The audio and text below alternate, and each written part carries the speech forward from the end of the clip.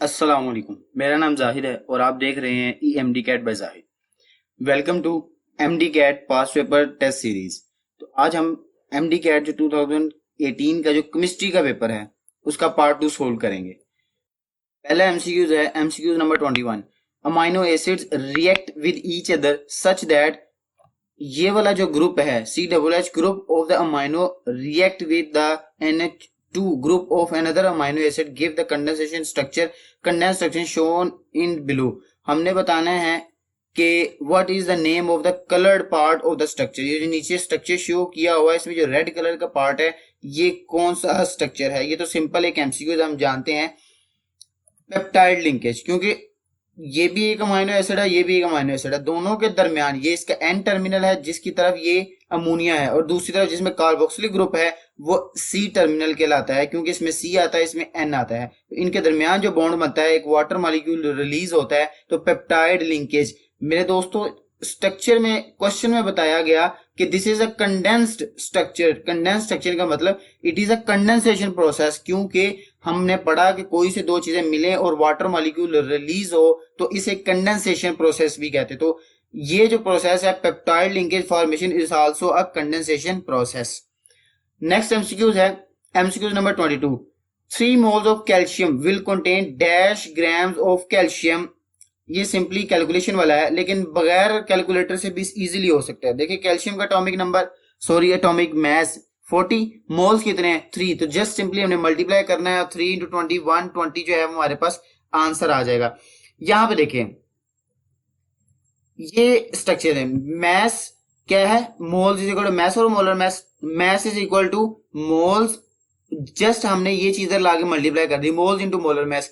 अब मैंने पहले 20 बोला, वो 20 एटॉमिक नंबर था लेकिन हमने एटॉमिक नंबर से मल्टीप्लाई नहीं करना, एटॉमिक मैस से मल्टीप्लाई करना है। तो 40 इंटू 3 आंसर 120। तो देखिए कितना सिंपल था ये। अच्छा इससे पहले अगर दोस्तों को बता दूं जिन्होंने अगर पहला पार्ट सोल्व नहीं किया तो उसका लिंक डिस्क्रिप्शन में है, वो वहां से देख सकते हैं।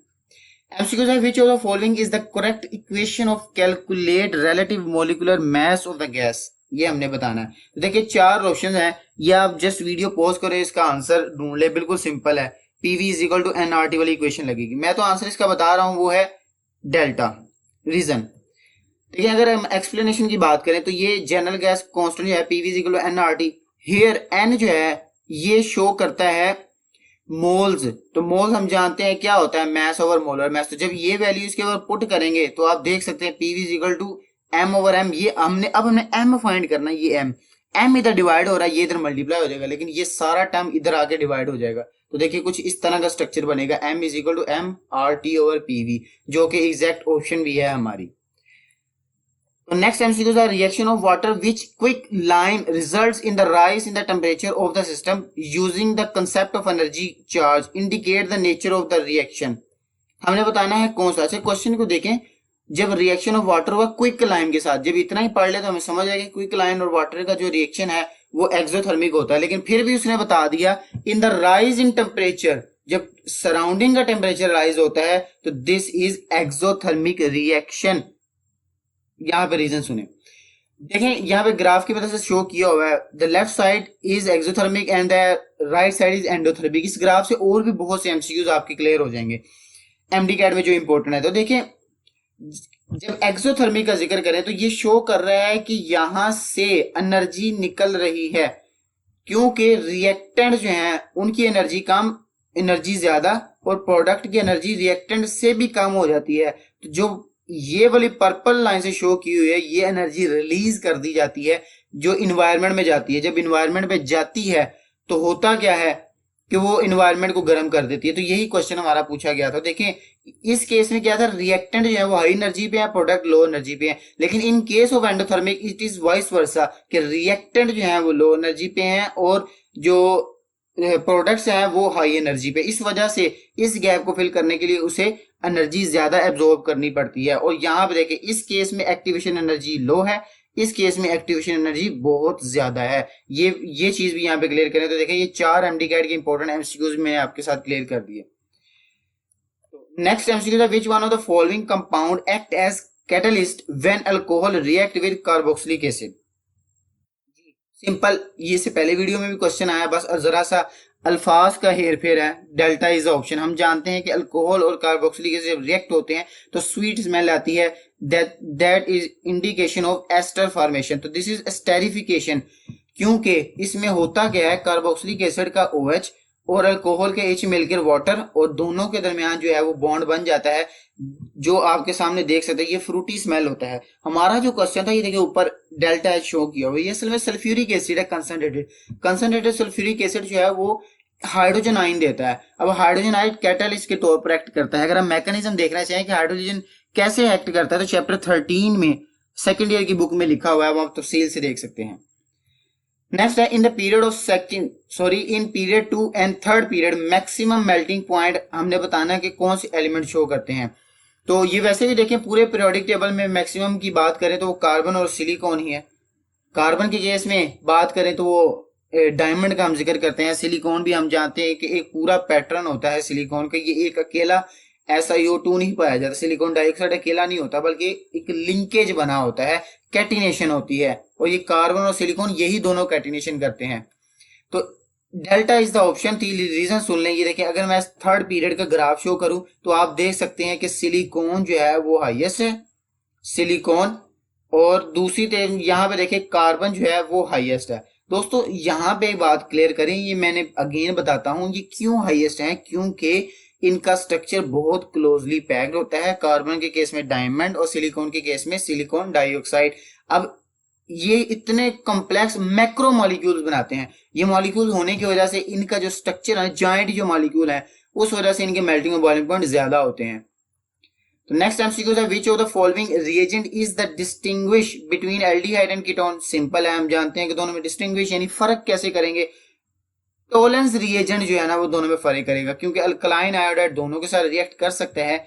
ब्रोमीन भी करेगा अगर डबल बॉन्ड होगा या ट्रिपल बॉन्ड, इसने तो करना ही करना। हमने पढ़ा हुआ है कि ऑरेंज रेड जो है वो प्रेसिपिटेट बनते हैं।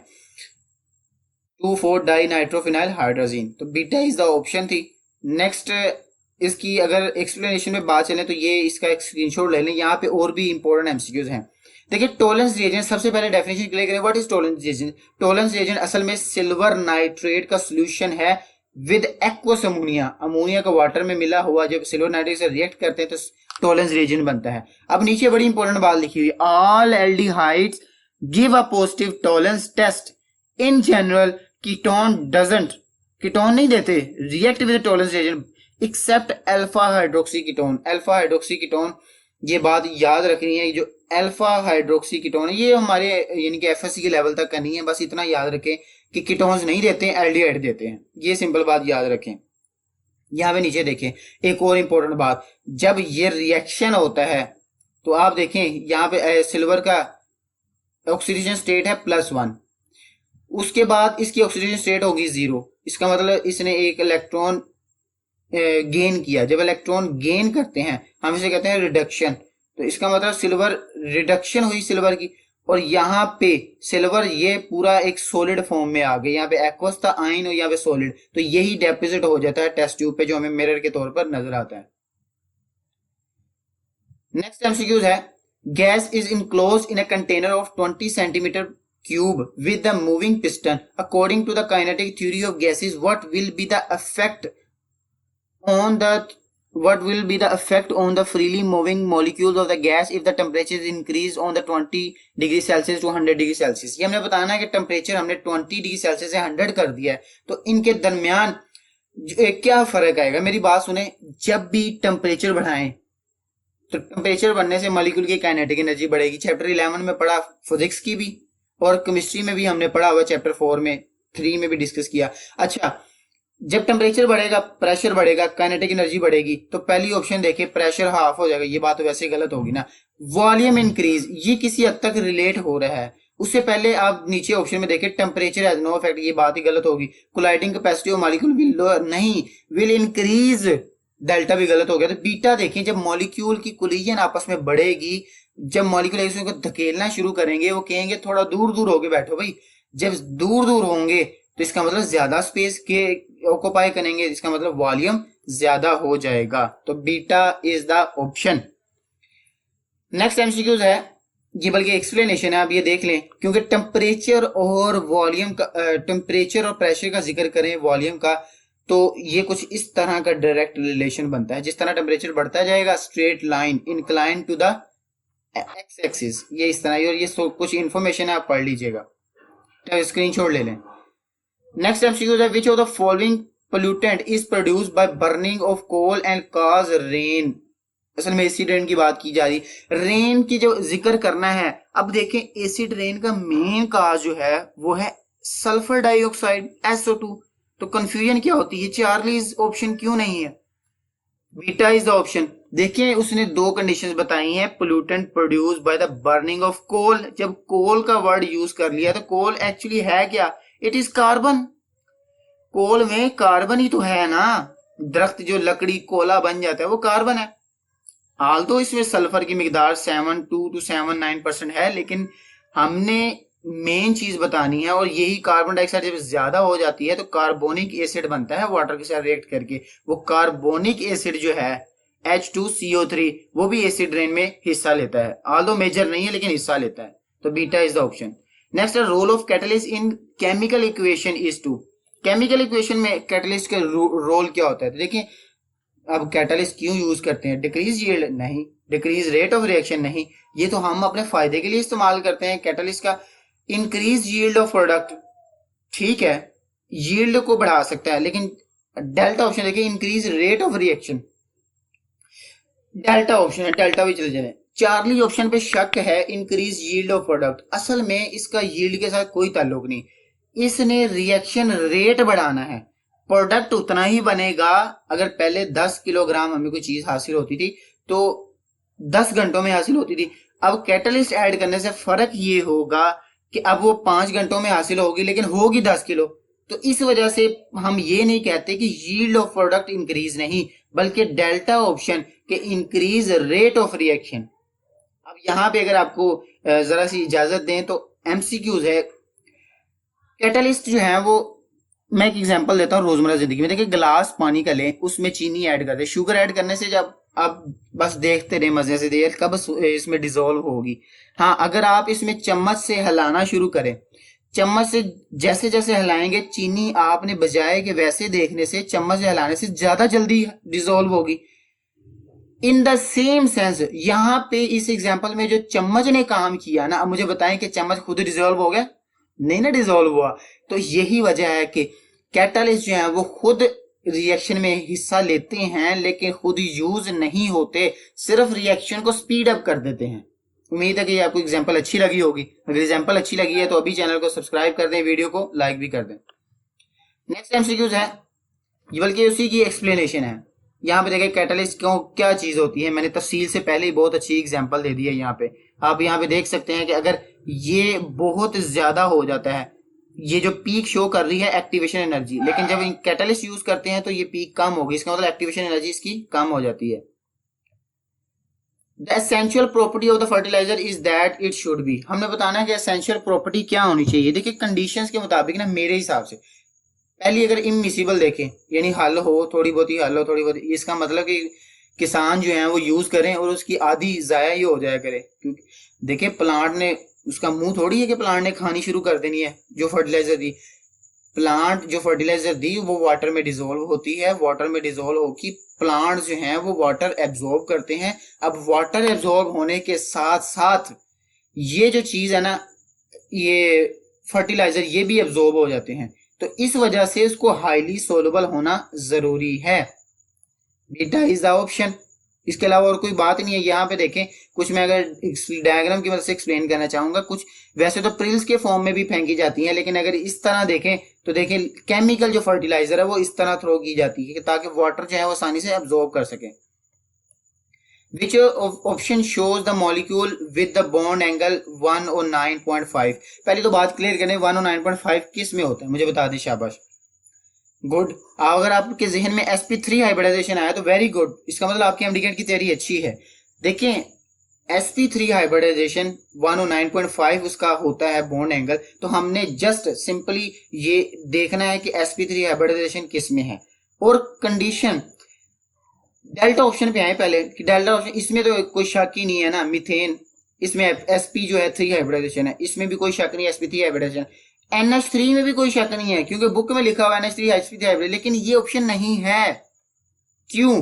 क्योंकि अमोनिया में एक लोन पेयर भी है और लोन पेयर जो है वो बॉन्ड एंगल चेंज कर देता है, तो इस वजह से डेल्टा ऑप्शन नहीं रखी। यहाँ पे ऑप्शन देखते हैं वो है चार्ली, सिलिकॉन क्लोराइड। ये देखें, ये पहले आखिरी दो ऑप्शन NH4 प्लस। अब यहाँ पे देखें ये अमोनिया से बना हुआ है, अब एक हाइड्रोजन और ऐड हुआ, प्लस चार्ज आ गया। यहाँ पे बॉन्ड एंगल चेंज नहीं हुआ कि सर यहाँ पे नाइट्रोजन पे लोन पेयर था, यहाँ पे नाइट्रोजन पे लोन पेयर नहीं है, नहीं, क्योंकि नाइट्रोजन के 3 ही बॉन्ड बन सकते हैं। अब चौथा बॉन्ड जो है वो एक और हाइड्रोजन ऐड हुआ, किसकी मदद से? वो लोन पेयर की मदद से, कोऑर्डिनेट कोवलेंट बॉन्ड की मदद से एक नया ऐड हुआ। तो इस वजह से ये जो है इसमें लोन पेयर ऐसे इफेक्ट नहीं करेगा जैसे ये अमोनिया में कर रहा था। तो चार्ली इज द ऑप्शन। यहाँ पे मैं सिलिकॉन क्लोराइड का स्ट्रक्चर भी शो करना चाहूँ तो देखें हाइब्रिडाइजेशन इसकी। अच्छा, यहाँ पे मैं आपको भी बता दोस्तों को बताते चलो, अगर आप नए हैं तो आपको इस चीज का नहीं इल्म, पुराने दोस्त जानते हैं कि मैं हाइब्रिडाइजेशन पे एक वीडियो बना चुका हूँ कि आपको किस तरह देखना है कि दुनिया को कोई भी मॉलिक्यूल है कैसे पता चले कि कौन सी हाइब्रिडाइजेशन है। उसकी मैं वीडियो का लिंक नीचे डिस्क्रिप्शन में दे देता हूँ, जो दोस्त देखना चाहें उनकी मर्जी देख लें। नेक्स्ट एमसीक्यू है down the group acid base behaviour of the metallic oxide of the group 2 element. हमने बताना है डाउन द ग्रुप। पहली बात याद रखें मेरे दोस्तों, उसने कंफर्म नहीं किया कि ये एसिडिक करैक्टर पूछ रहा है या बेसिक, उसने कहा it is up to you, या एसिड करैक्टर या बेस। तो मैं आपको बता रहा हूं मेटालिक ऑक्साइड्स जो कि start left side of the periodic table होते हैं वो जो है वो बेसिक होते हैं, जो राइट साइड पे होते हैं वो नॉन मेटालिक ऑक्साइड होते हैं और वो एसिडिक होते हैं। और एक और बात याद रखें, मेटालिक ऑक्साइड जो है जब डाउन द ग्रुप की बात करें, जैसे जैसे नीचे आते हैं तो क्या एटॉमिक साइज नहीं बढ़ता? गुड, जब एटॉमिक साइज बढ़ता है तो मुझे बताएं सोलबिलिटी भी बढ़ती है, क्योंकि अट्रैक्शंस वीक हो जाती है। जब सोलबिलिटी बढ़ती है, लैटिस एनर्जी असल में कम होती है, लैटिस एनर्जी कम हुई, सोलबिलिटी बढ़ी, फिर सोलबिलिटी बढ़ने का मतलब ज्यादा सोलबल हुआ, इसका मतलब ज्यादा हाइड्रोक्साइड आयन इजीली देगा। तो हाइड्रोक्साइड आयन जितनी इजीली देगा इसका मतलब वो ऑक्साइड जो है वो उतना ज्यादा हो गया, तो मोर बेसिक। जैसे जैसे नीचे आएगा वो मोर बेसिक। यहाँ पे आप थ्योरेटिकली भी देख लें, ये कुछ लिखा हुआ है टर्म्स, जैसे कि ग्रुप 2 में हाइड्रोक्साइड आयन जो है वो नीचे आते हैं, मेटल ऑक्साइड जो मैंने बातें बताई ना वही हैं। तो सोलबिलिटी ऑर्डर भी यहाँ पे देखें, अब बेरिलियम, मैग्नीशियम, कैल्शियम, स्ट्रोंशियम। हाँ, अगर यहाँ पे एक ट्रिक है, अगर किसी दोस्त को ये ऑर्डर नहीं याद हो रहा तो यहाँ पे देखें बी मज का सर बड़ा। मुझे तो ये सिंपल एक ट्रिक याद है, अगर आपको इससे बेहतर है तो वो भी मेरे साथ कमेंट में शेयर कीजिएगा, मुझे खुशी होगी। देखें बी मज का सर बड़ा, जैसे जैसे नीचे जा रहे हैं उस तरह आपने उस ऑर्डर में याद रखना है। तो नीचे जाते हुए देखें ये सबसे ज्यादा सोलबल, उससे कम सोलबल, उससे कम सोलबल, उससे कम सोलबल, और यही ऑर्डर जो है वो इनका यही है, सबसे ज्यादा बेसिक, उससे कम बेसिक, उससे कम बेसिक, उससे कम बेसिक। इस तरह बेरिलियम जो है ना, बेरिलियम ये सबसे कम बेसिक होगा, ये इसे हम कहते हैं ये एम्फोटेरिक है। बेरिलियम ऑक्साइड असल में बनता है, यहाँ पे बेरिलियम हाइड्रोक्साइड लिखा हुआ, बेरिलियम ऑक्साइड बनेगा। नेक्स्ट है butane molecule can have the maximum number of isomers. ये तो बुक की एग्जैक्ट बिल्कुल सिंपल एमसीक्यू, हम जानते हैं ब्यूटेन के 2 ही आइसोमर्स होते हैं। यहाँ पे डायग्रामेटिकली देख सकते हैं आप, एक एन ब्यूटेन और दूसरा आइसोब्यूटेन। यहाँ पे कुछ तफसील है जो कोई नई बात नहीं है, बस आप पढ़ लीजिएगा, सिंपल है। तो देखिए 1 2 3 जो इनका एटॉमिक कार्बन नंबर होता है उनके 1 आइसोमर, जिनका 4 है वो 2 5 है 3 6 है, इस तरह करके सिर्फ इतने याद रख लें, मोर देन इनफ है। हाँ, बुक में एक और इन्फॉर्मेशन ऐड की है कि कार्बन नंबर 30 हो जाए तो फिर वो कितने मिलियंस में चला जाता है, वो भी इंपॉर्टेंट एमसीक्यू है। चैप्टर 7 के एंड वाले आइसोमर टॉपिक में लिखी हुई है, वो लाजमी पढ़िएगा। Next select 1 which is alcohol. ये भी सिंपल एमसीक्यू, हम जानते हैं अल्कोहल कौन सा, डेल्टा इज ऑप्शन जिसमें OH ग्रुप होगा। अब चार्ली क्यों नहीं है? क्योंकि उसमें OH जो है वो O एक और O के साथ अटैच है, ये असल में कार्बोक्सिलिक ग्रुप बन जाता है, तो इस वजह से delta is the option. Next है which one is correct electronic configuration of chromium. दोस्तों अगर तो आप मेरे साथ रहे हैं पहले 2019 के पास पेपर में भी, तो आप जानते होंगे ये क्वेश्चन वहां पे भी आया था।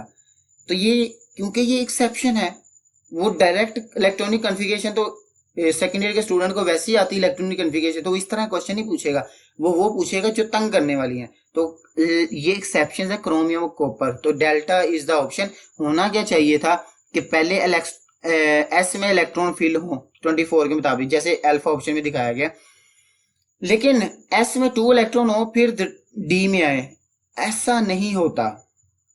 यहाँ पे टोटल हम अगर इलेक्ट्रॉन काउंट करें डेल्टा ऑप्शन में देखें 2 4 यहाँ पे 10 12 और 12 18 और ये 7 6 25 ऊपर में तो इलेक्ट्रॉन ही बहुत ज्यादा हो गए ना, तो डेल्टा ही ऑप्शन बनती है। ये एक्सेप्शन आप यहाँ पे याद रखें। क्रोमियम कुछ होता क्या है कि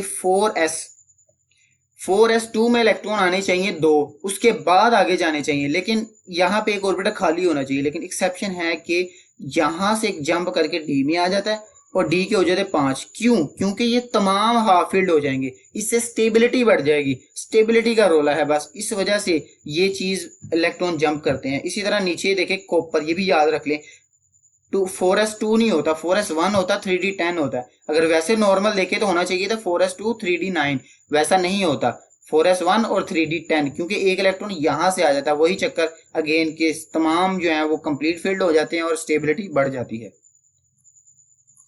Which one of the following is the structure of Teflon? ये हमने सिंपल बताना है, सेकंड ईयर में लिखा हुआ टेफ्लॉन का स्ट्रक्चर क्या है। तो दोस्तों alpha is the option. CF2 ये असल में पूरा पॉलीमर है। यहाँ पे देखें टेफ्लॉन इज फ्ला फ्ला फ्ला फ्ला, ये आपके लिए है, प्लीज पढ़ लीजिएगा, इसका स्क्रीनशॉट ले लें। ये स्ट्रक्चर है जो मैं यहाँ पे डिस्कस करता हूँ। टेफ्लॉन यहाँ पे देखें क्या 1 2 और 4 फ्लोरीन इसके साथ अटैच हैं। तो ये जो है पहली बात याद रखें कि कार्बन के साथ 4 फ्लोरीन, और ये N शो कर रहा है बहुत ज्यादा तादाद, यानी जितने ज्यादा N बढ़ते जाएंगे फ्लोरीन इसका स्ट्रक्चर उतना ही बड़ा होता जाएगा। Which one of the following enthalpy change is always exothermic? ये तो FSC में भी बहुत वांटेड क्वेश्चन है। enthalpy of combustion is always exothermic, क्योंकि जब भी कोई चीज कंबस्ट करेंगे, जलाएंगे, एनर्जी जो है वो रिलीज होगी, हीट पैदा होती है। तो that is why alpha is the option. बाकी जो है वो दोनों हो सकती हैं, पॉजिटिव भी और नेगेटिव भी। एक्सप्लेनेशन देखिए, enthalpy of combustion is defined as the heat given out. Heat हमेशा निकलती है क्योंकि ऑक्सीजन की प्रेजेंस में कंप्लीटली बर्न होना होता है। While finding the relative atomic mass, which of the following standard is used to compare the atomic mass of chlorine? हमने बताना है क्लोरीन का एटॉमिक मास फाइंड करने के लिए किस चीज के साथ कंपेयर किया था। अच्छा, जब यहाँ पे क्वेश्चन में उसने खुद ही बता दिया रिलेटिव एटॉमिक मास, यहाँ पे देखें रिलेटिव एटॉमिक मास जब जिक्र कर दिया तो रिलेटिव एटॉमिक मास की डेफिनेशन में हमने क्या पढ़ा था, as compare to the 1/12 of the carbon.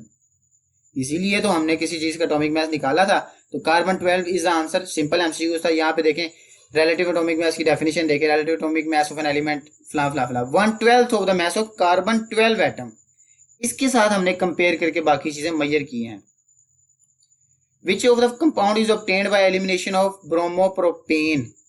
हमने बताना है कि ब्रोमोप्रोपेन की एलिमिनेशन करनी है। देखिए ब्रोमोप्रोपेन इसका मतलब प्रोपेन का स्ट्रक्चर है, उसके साथ ब्रोमीन ऐड है। एक ब्रोमीन ऐड है, पहले ये बात क्लियर करें। ब्रोमीन जब ऐड थी, क्यों ऐड हुई? क्योंकि उसमें कोई डबल बॉन्ड होगा, कोई इसी वजह से तो ऐड हुई है। अगर वो ब्रोमीन निकाल ली जाए वापस वो डबल बॉन्ड आ जाएगा। तो देखिए ब्रोमीन में से ब्रोमीन निकालें और डबल बॉन्ड लगा दें तो क्या डबल बॉन्ड लगाने से प्रोपेन प्रोपीन में नहीं कन्वर्ट हो जाएगा? तो alpha is the option, propene आ जाएगा। यहाँ पे रीजन देखें, ये इक्वेशन देखें, अगर प्रोपीन का स्ट्रक्चर बनाया ब्रोमीन NH के साथ रिएक्शन किया तो NaBrH2O और यहाँ पे डबल बॉन्ड वापस आ गया, ये स्ट्रक्चर शो करता है। ये स्ट्रक्चर डबल बॉन्ड आया तो प्रोपीन जो है वो हमारे पास स्ट्रक्चर हासिल हो गया। दोस्तों हम MD-CAT 2018 की प्रेपरेशन के हवाले से एक टेस्ट सेशन की सीरीज का आगाज कर रहे हैं। ये तो पास्ट पेपर सीरीज है ना, एक टेस्ट सेशन सीरीज भी है। Soon जो है we are going to start MD-CAT test session first time at this platform of YouTube free of cost. कोई आपको एडमिशन फीस नहीं, इवन के 1500 कुछ भी नहीं। You just need to hit the red subscription button to make sure you are in. आपकी right side पे नीचे एक रेड कलर का बटन होगा, उसको आपने प्रेस करेंगे और साथ ही जो है वो एक घंटी का निशान होगा, उसे भी दबा दीजिएगा। इससे फायदा ये होगा कि जब भी टेस्ट सेशन आने वाला जैसे ही पास्ट पेपर हमारे खत्म होंगे, हमने टेस्ट सेशन स्टार्ट करना है। तो अगर आप उसमें इनरोल होना चाहते हैं तो आपने जस्ट रेड बटन सब्सक्रिप्शन वाला दबाना है और नीचे जो है अपना एक कमेंट करना है खूबसूरत सा। तो हम MD-CAT जब स्टार्ट करेंगे तो बाकायदा जो है वो आपको उसकी रिपोर्ट भी मिलेगी। तो चलो दोस्तों, ये थी आज की वीडियो। उम्मीद करते हैं कि वीडियो आपको अच्छी लगी होगी। वीडियो पसंद आने की सूरत में लाइक जरूर कीजिएगा। शुक्रिया, अल्लाह हाफिज।